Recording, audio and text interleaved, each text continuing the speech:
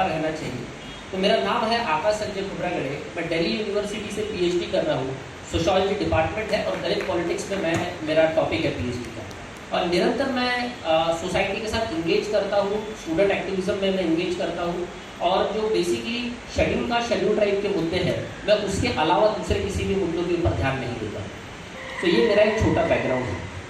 तो मैं जिस तरीके से अपनी बात शुरू करना चाहता हूँ, सबसे पहले ये जो 2026 का जो बिल आया है, जिसका बहुत ज़्यादा विरोध हो रहा है, जिसका विरोध आपने भी देखा होगा, जिसका शुरुआत दिल्ली से हुई है। सुप्रीम कोर्ट ने उसके ऊपर पाबंदी लगाया क्योंकि जो डोमिनेंट कम्युनिटी के लोग हैं, जिसको मैं प्रस्तावित तो नहीं करूँगा, लेकिन एक कास्ट मेंटेलिटी से जो आने वाले जो स्टूडेंट्स हैं वो इसके अगेंस्ट में प्रोटेस्ट में आए और उसके बाद उन्होंने एक तरीके से यूनिवर्सिटीज़ के कैंपसेस में प्रोटेस्ट किया और उसके बाद सुप्रीम कोर्ट ने उसको वापस लिया। सबसे बड़े आश्चर्य की बात है कि सुप्रीम कोर्ट, मैं ये सारी चीज़ें जिम्मेदारी के साथ कहता हूँ और जो भी कह रहा हूँ इसका जिम्मेदार मैं ही खुद हूँ, मंच नहीं है।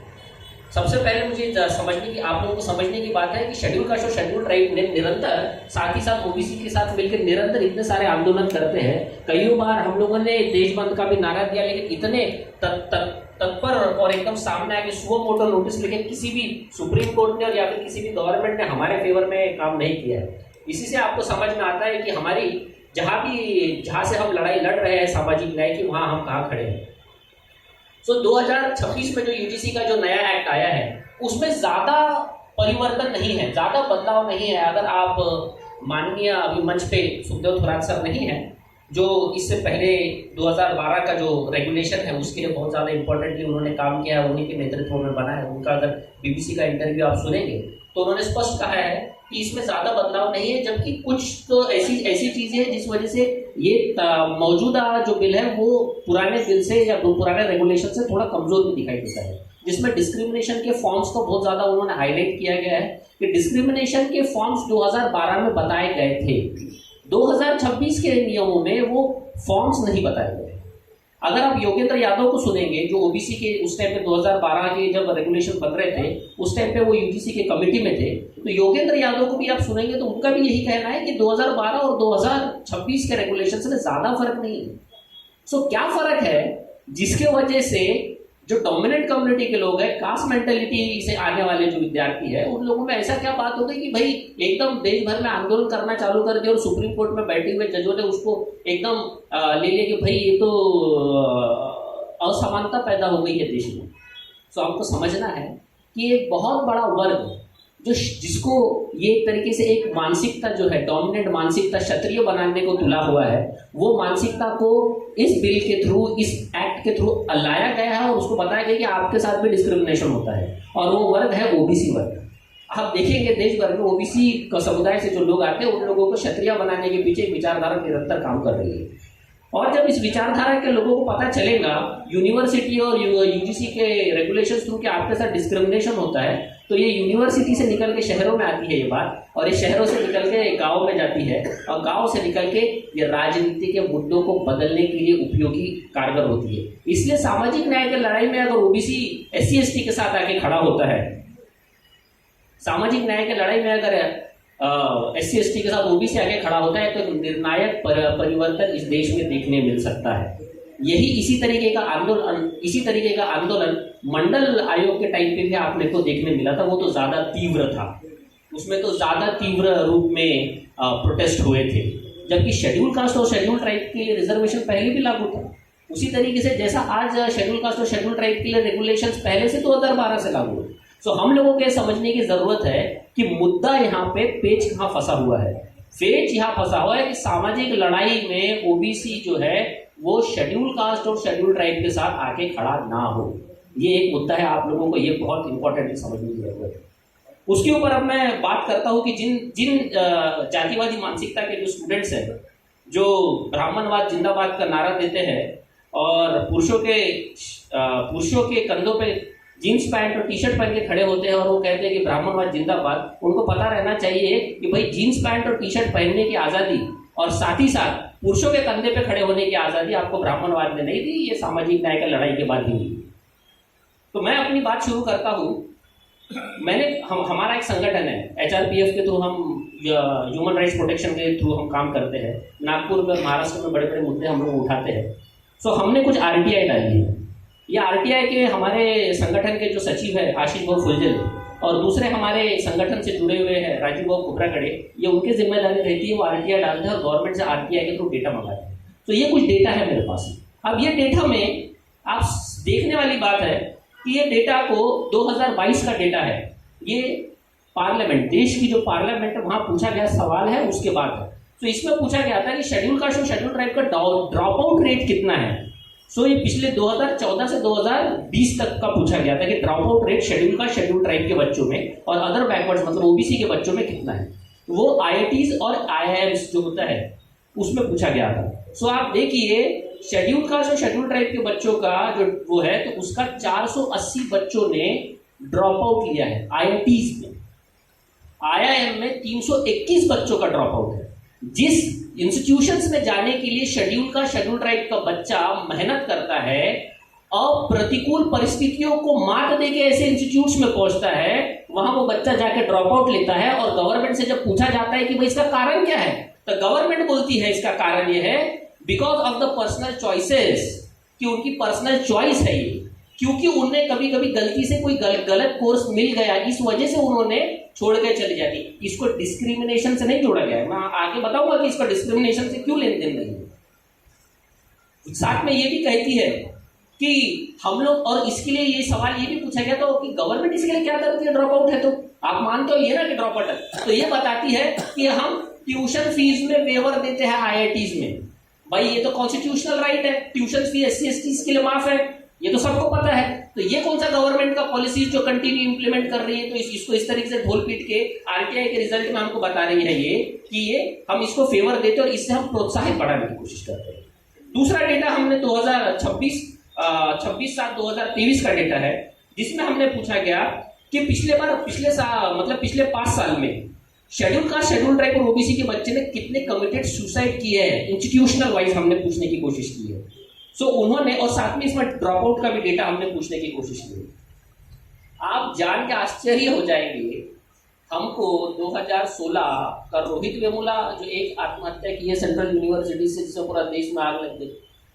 दूसरा डेटा हमको पता चलता है कि पायल तड़वी सर ने, बागड़े सर ने अभी बात करके गए, ठीक है।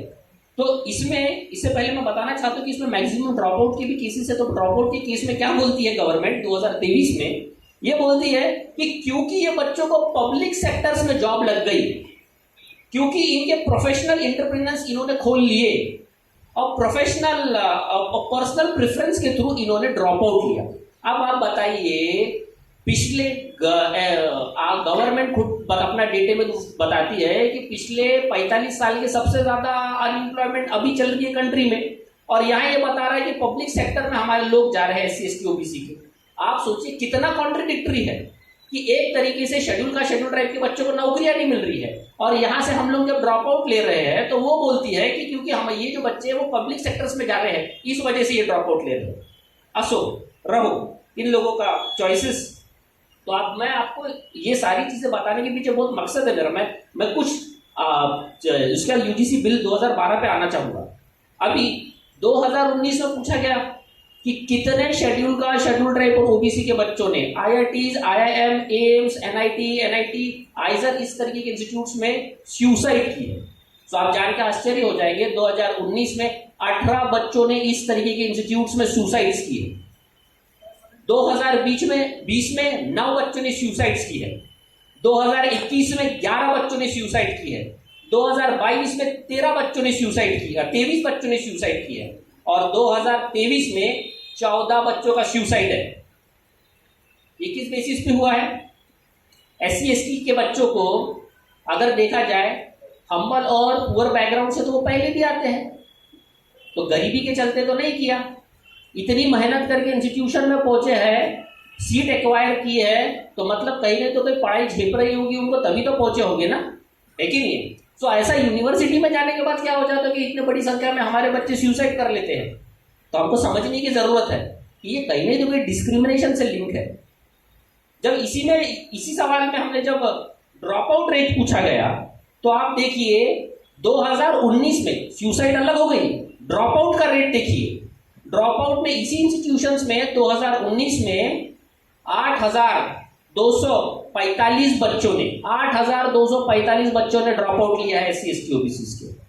ये आंकड़ा बढ़ के 2020 में 9,800 हो जाता है और उसके बाद 21 में 8,800, 22 में 6,500 और 23 का जो डेटा जो है साल खत्म होने से पहले हमने मांगा था तो 604 लोग ड्रॉप आउट ले लेते हैं। आपको मैं बैकग्राउंड बनाने की कोशिश कर रहा हूं कि किस तरीके से कास्ट डिस्क्रिमिनेशन हो रहा है। उसी के बाद और एक डेटा है कि हमने पूछा सेंट्रल यूनिवर्सिटीज को 4/12/2023 को ड्रॉप आउट रेट को फिर से लेते हुए। तो इसमें SC ST OBC का सेंट्रल यूनिवर्सिटीज के बारे में आपको जानकारी है किसी को? क्या होती है सेंट्रल यूनिवर्सिटीज? सेंट्रल यूनिवर्सिटीज ये होती है जो जिसका सर्वोच्च सबसे बड़े ओहदे पे बैठा होता है देश का राष्ट्रपति। महाराष्ट्र यूनिवर्सिटी जो होती है उसके सबसे ऊंचे पद पे बैठा होता है स्टेट का गवर्नर। उसी तरीके से जो सेंट्रल यूनिवर्सिटीज होती है उसके सबसे ऊपर के पद पे बैठा होता है प्रेसिडेंट। उसको सेंट्रल गवर्नमेंट फंडिंग करती है। तो सेंट्रल यूनिवर्सिटीज से हमने जब डेटा मांगा तो 9,600 650 बच्चों ने ड्रॉप आउट लिया SC ST OBC के। और ये बहुत ज्यादा हैवी कोर्सेज नहीं होते हैं, इसमें इंजीनियरिंग के कुछ कोर्सेज होते हैं, कुछ BSc के कोर्सेज होते हैं, BA के कोर्सेज होते हैं। मैं दिल्ली यूनिवर्सिटी में पढ़ता हूँ। दिल्ली यूनिवर्सिटी अपने आप में एक सेंट्रल यूनिवर्सिटी है। IITs में देखा जाए तो 3,500 बच्चों ने और IIM में देखा जाए तो 450 बच्चों ने। अब इसके लिए पूछा गया कि भाई आप ऐसा क्या करते हैं जिस वजह से इस तरीके के ड्रॉप आउट रेट रुके जाए। तो इसके लिए 2012 वाला रेगुलेशन कोट करते हैं कि 2012 के रेगुलेशन में बताते हैं कि हम लोग equal opportunity cell, student grievance cell, student grievance committee, student social club, licence officer, licence committee, further university grant commission issued instruction time to time for promoting equity and fraternity amongst the student. अब मेरे को बताइए, मैं central university का student हूं। जब मैं PhD में जब एडमिशन लिया फर्स्ट ईयर तो मुझे इस तरीके का एक इक्वल अपॉर्चुनिटी सेल के लिए अप्रोच किया गया था। मैं बोला ठीक है मैं पार्ट बनूंगा। मैं पिछले भी PhD सबमिट करने पे आ गया, एक भी मीटिंग नहीं हुई। उसी के साथ ये जो फ्रेटर्निटी स्टैब्लिश करने की बात करते हैं टाइम टू टाइम, यूनिवर्सिटीज में फ्रेटर्निटी स्टैब्लिश नहीं हो रही है। यहाँ पे शेड्यूल ट्राइब के बच्चे किचन में अगर अपने खुद के रूम में अगर चिकन मटन खा ले रहे हैं तो उसके ऊपर इन लोग ऑब्जेक्शन उठा ले रहे हैं। अपने फेस्टिवल्स मना ले रहे हैं तो उसके ऊपर ऑब्जेक्शन उठा ले रहे हैं। ये वर्धा में सेंट्रल यूनिवर्सिटी है, वहां के प्रोफेसर अगर बाबा साहब के टेक्स्ट अगर पढ़ रहे हैं बाबा साहब के पुतले के नीचे तो उनको सस्पेंड कर दे रहे हैं। और इसके बाद ये बताते हैं कि हम फ्रेटर्निटी और इक्वलिटी प्रमोट करने के लिए काम कर रहे हैं। इसके बाद फिर हम 2023 का फिर से एक डेटा दिखाते हैं जिसमें हम इंफॉर्मेशन मांगते हैं। ये बहुत इंपॉर्टेंट डेटा है, बहुत ज्यादा इंपॉर्टेंट डेटा कि हम इसमें पूछते हैं कि शेड्यूल कास्ट और शेड्यूल ट्राइब के बच्चों ने सोशल डिस्क्रिमिनेशन के चलते, सामाजिक भेदभाव के चलते कितनी सुसाइड्स की है। अब ये कौन सा डिपार्टमेंट दे रहा है? ये कौन सा डिपार्टमेंट दे रहा है? आपको जानकर आश्चर्य होगा। मेश्राम सर, ये कौन सा डिपार्टमेंट दे रहा है? ये डिपार्टमेंट दे रहा है ministry of social justice and empowerment. Lok Sabha में रिप्लाई दे रहा है। अब ये क्या बोलता है कि हमारे पास सोशल डिस्क्रिमिनेशन का कोई भी डेटा नहीं है, आत्महत्या का कोई भी डेटा नहीं है। भाई सोशल डिस्क्रिमिनेशन का डिपार्टमेंट मिनिस्ट्रियल लेवल पे सोशल जस्टिस की बात कर रहा है और उसके बाद सोशल डिस्क्रिमिनेशन का डेटा तो छोड़ दिए, वो कंसीडर ही नहीं करते कि सोशल डिस्क्रिमिनेशन कोई चीज होती है। ये देखिए यहां पे इन्होंने 30 तरीके के डिफरेंट एम्पावरमेंट्स की बात करी है। 30 तरीके के अलग अलग डिस्क्रिमिनेशन की बात की, मतलब जिस वजह से सुसाइड कर रहे हैं वो लोग। ठीक है, सो इसमें सुसाइड में आपको इलनेस दिख जाएगी, फैमिली प्रॉब्लम दिख जाएगी, आइडियोलॉजिकल वर्शिप की तक दिख जाएगी, मेडिकल हेल्थ तक की दिख जाएगी। लेकिन सोशल डिस्क्रिमिनेशन के आधार पर आत्महत्या हुई है, मतलब सुसाइड हुआ है, वो नहीं बताएगा। अब मैं आपको इसका, ये हमने 2023 में मांगा था, लेकिन इसका हमने 2019 के आसपास, उससे पहले भी मांगा था। तो इन्होंने पूरा डेटा दिया। अब आप बताइए रोहित वेमुला की जो सुसाइड हुई थी वो कास्ट डिस्क्रिमिनेशन के चलते हुई थी कि नहीं हुई थी? हुई थी कि नहीं हुई थी? पायल ताडवी की जो आत्महत्या हुई थी वो कास्ट डिस्क्रिमिनेशन के चलते हुई थी कि नहीं हुई थी? जब ये हुई थी तो कम से कम 2 तो भी आना चाहिए ना कि 2 तो भी कास्ट डिस्क्रिमिनेशन के चलते हुई है, 2 भी नहीं आई। तो आप बताइए गवर्नमेंट के इंस्टीट्यूशन ही इस तरीके से शेड्यूल ट्राइब के साथ एक तरीके से भेदभाव कर रहे हैं, तो हम जाए तो फिर किसके पास जाए? उसके बाद हम आगे डेटा चलता है। अभी राजकुमार बडोले सर आए नहीं है, मैं उनसे भी मेरा सवाल था उनके लिए कि जब हम सुसाइड की बात करते हैं तो आपको जान के आश्चर्य होगा, सुसाइड रेट ये अकॉर्डिंग टू दिस डेटा पूरे देश में 2019 में 10,335 सुसाइड्स हुई है और अकेले महाराष्ट्र में सबसे हाईएस्ट है 1480।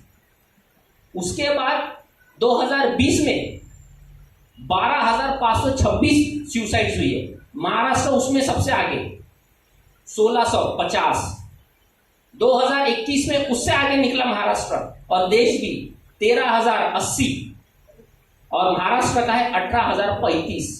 ये किसके लोग हैं जो मर रहे हैं? ये SC/ST OBC के है ना, SC/ST OBC के है ना। तो इसके लिए फिर हमारा लॉ क्या कर रहा है? अब मैं आता हूं, मैं बोला ना कि मैं इसको लेके जाऊंगा और मैं कोशिश करूंगा कि मैं आपको 2012 के बिल की बात करूं।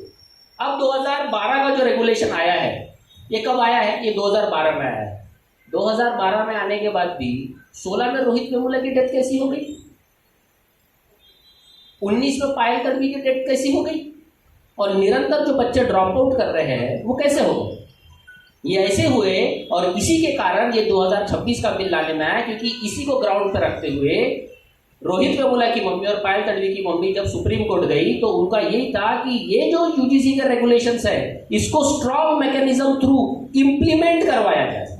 यूनिवर्सिटीज इसको इंप्लीमेंट ही नहीं करती, जो मैं अपने बातों में कहा मैंने कि यूनिवर्सिटी इस तरीके की बातों को इंप्लीमेंट ही नहीं करे, इग्नोर कर दे रही है पूरे तरीके से, इसीलिए हम उनको जाना पड़ा।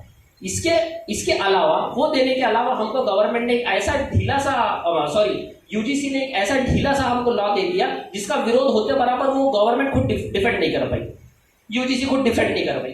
अब उसके चलते अगर देश में बवाल हो रहा है तो इसकी जिम्मेदारी हमारी थोड़ी ना है, इसकी जिम्मेदारी तो किसी को लेना पड़ेगा ना, कोई नहीं ले रहा। हम लोग यहाँ बात कर रहे, मैडम ने कहा थोड़ी देर पहले, मीना मैडम ने, कि हम लोगों को इस तरीके से इंटेलेक्चुअल चर्चा के ऊपर के तरीके बात करना पड़ेगा और तब जाके ये मुद्दे थोड़े सीरियस होंगे और 19 तारीख को आने वाले रिजल्ट में शायद इसका प्रभाव पड़े। मैडम नहीं पड़ता प्रभाव गवर्नमेंट की चीज़ों पे, या फिर जब चीज़ लॉ में कोर्ट में चलती है तो उसका इन मुद्दों पे नहीं करता। जब तक कि आपका कोई सामाजिक अगर आपका समाज मजबूत नहीं हो ना तो ये चीज़ें नहीं आती है, गवर्नमेंट इसको कंसीडर नहीं करती है और इसी के चलते समाज को टुकड़ों में तोड़ा जाता है। राजकुमार बडोले सर हमारे मंत्री भी रहे हैं और अभी मेंबर ऑफ पार्लियामेंट भी है, member of legislative assembly Maharashtra के। अब मैं आपको बताना चाहता हूँ कि जिस तरीके से 2012 का रेगुलेशन डिफॉर्म हुआ ना, शेड्यूल कास्ट के साथ शेड्यूल कास्ट के लॉ इंप्लीमेंट नहीं हुए ना। अभी बताइए, शेड्यूल कास्ट का महाराष्ट्र के अंदर पिछले 2 विधानसभा जो असेंबलीज हुई है, सबसे बड़ा मुद्दा क्या उठा? सबसे बड़ा मुद्दा ये उठा कि SC/ST OBC के बच्चों को, SC/ST के बच्चों को फेलोशिप नहीं दी गई, जिसके ऊपर अभी जो दिवंगत फाइनेंस मिनिस्टर है उनकी कुछ टिप्पणी भी आई थी। शेड्यूल कास्ट और शेड्यूल ट्राइब के बच्चे रोडों पे हैं, फेलोशिप नहीं मिल रही 2-2, 3-3 साल से। और मैं ये डेटा निकाला 2000, हमारे संगठन ने डेटा निकाला 2001 से 2025-26 तक, मतलब 25 साल का डेटा निकाला और हमने बोला कि हमारा फंड कहाँ जा रहा है, हमारा फंड कहाँ जा रहा है। तो हमारा फंड, जब मैं पहली बार जब 2001 और 2002 का डेटा देखा, सो 63%, 63% पैसा हमारा लैप्स कर दिया। लैप्स मतलब व्यापक वापस। और ये कितना होता है पता है? 450 करोड़। कौन से ईयर में? 2001 में। हमारे बच्चों को स्कूल की जरूरत नहीं है क्या? हॉस्टल्स की जरूरत नहीं है? हमारे बच्चों को किताबों की जरूरत नहीं है, नौकरियों की जरूरत नहीं है, हॉस्पिटल्स की जरूरत नहीं है, हमारे बच्चों को छोटे लोगों को भी जरूरत नहीं है। अब ये मैं बताता हूं 2024-25 का डेटा। 24-25 में आंदोलन आया था, हमारे बच्चे जो है प्रोटेस्ट के लिए उतरे थे, फेलोशिप के प्रोटेस्ट के लिए बागड़े सर उतरे थे ना। अब ये बताता क्या बोल के हमको पैसा नहीं है, गवर्नमेंट के पास पैसा नहीं है, ये बोला था ना हमको। अब मैं आपको बताता हूं कि उस साल 24-25 में हमारा कितना पैसा व्यापक हुआ, लैप्स करने में आया। वो है 3,680 करोड़। 3,680 करोड़। और ये कितना होता है पता है? ये टोटल बजट का 23% पैसा लैप्स कर दिया। इतने में हमारे बच्चों को, कितने लोगों को फॉरेन में जाकर पढ़ाई करने को मिल सकता था? कितने बच्चों को एजुकेशन करने मिल सकता था? कितने बच्चों को फ्री एजुकेशन मिल सकता था? हो रहा है क्या? नहीं हो रहा है। इसी के चलते, इसी के वजह से स्ट्रॉन्ग इंस्टीट्यूशनल रेमेडीज और मैकेनिज्म्स की हमको जरूरत है। इसी के चलते यूजीसी के एक्ट को होते हुए भी निग्लेक्ट किया जा रहा है। ये तो सिस्टमिक फेलियर है। इस सिस्टमिक फेलियर को एड्रेस करना जरूरी है, ना कि डोमिनेंट कम्युनिटी ने प्रोटेस्ट कर दिया तो उसके प्रोटेस्ट में हमको प्रोटेस्ट करना है। उसके प्रोटेस्ट में अगर प्रोटेस्ट करेंगे तो जो राजकारणी है ना मैडम इस देश में, जो चाह रहे हैं कि हमारा मुद्दा भटकाया जाए, वो होता है। हमारा मुद्दा ये रहना चाहिए कि भाई हमारे 3,500 करोड़ कहाँ चले गए। संजय सिरसाट साहब तो पिछले बार से कई बार से कहा रहे हैं कि हमारे 10,000 करोड़ रुपए दे दो, लेकिन जब हमारे ही संगठन एचआरपीएफ ने इस बार विंटर असेंबली के पास मैं सर हमारे 3,500 करोड़ कहाँ चले गए, तो वो हमको बोलते हैं इसके ऊपर बात मत करो। हम ये चाहते हैं कि SC STs के महाराष्ट्र असेंबली में आके बिल बनाया जाए कि शेड्यूल कास्ट शेड्यूल ट्राइब का जो पैसा है इसको टोटल यूज किया जाए। यूज नहीं करने में आया तो इसको अगले बजट में ऐड किया जाए। उसको 100% यूज होना चाहिए। ये हमारी डिमांड है। हम ये डिमांड लेके गए थे उनके पास कि इसके लिए कानूनी प्रावधान बनाया जाए। सो इस तरीके की डिमांड हम HRPF थ्रू लेके गए थे। देखते हैं कितना हमारा काम करते हैं। हम तो हमारे लेवल पे काम कर रहे हैं, लेकिन इस तरीके की चीजें हमको ध्यान पर